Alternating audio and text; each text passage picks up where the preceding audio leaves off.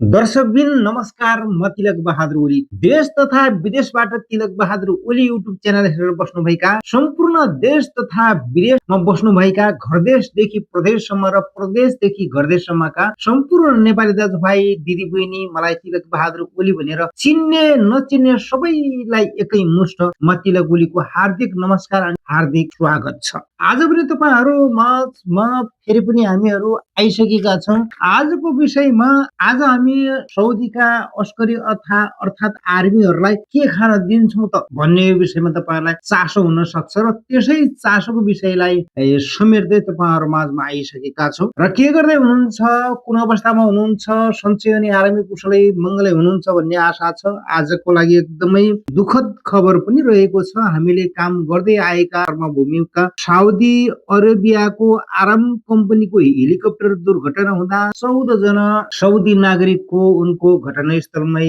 ज्यान गएको न्युज एजेन्सीले बताएको पनि छ। र किनकि हाम्रो नेपाल त छँदैछ, किनकि हामी पनि अब साउदीमा आफ्नो काम गर्ने कर्मथलो भइसकेपछि आफ्नो कर्मथलोको पनि अलिकति माया लागि नै हाल्छ। र आज तपाईँहरू के गर्दै हुनुहुन्छ, कस्तो अवस्थामा हुनुहुन्छ?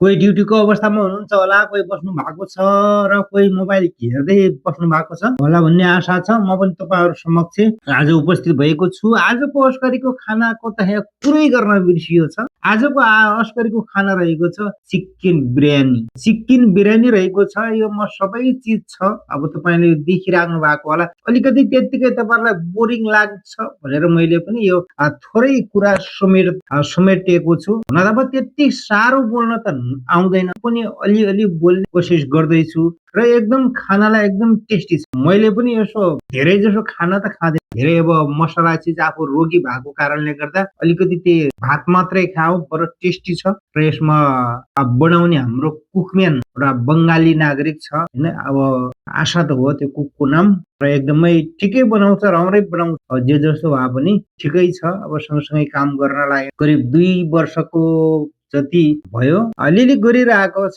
जे जस्तो भए पनि म त अब हेल्परै हो, त्यस्तो अब केही त्यस्तो जानकारी त छैन। तर पनि अब परिआएपछि यो हाल्छन् भन्ने सरसामानको बारेमा त थाहा छ।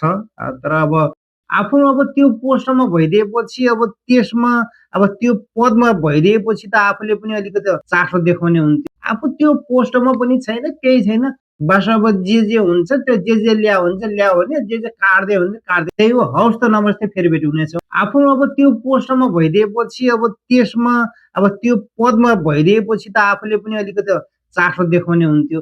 आफू त्यो पोस्टमा पनि छैन, केही छैन। बस अब जे हुन्छ त्यो जे ल्या हुन्छ ल्या भने, जे काट्दै हुन्छ काट्दैन। त्यही हो, हवस् त नमस्ते, फेरि भेट हुनेछौँ। हवस् त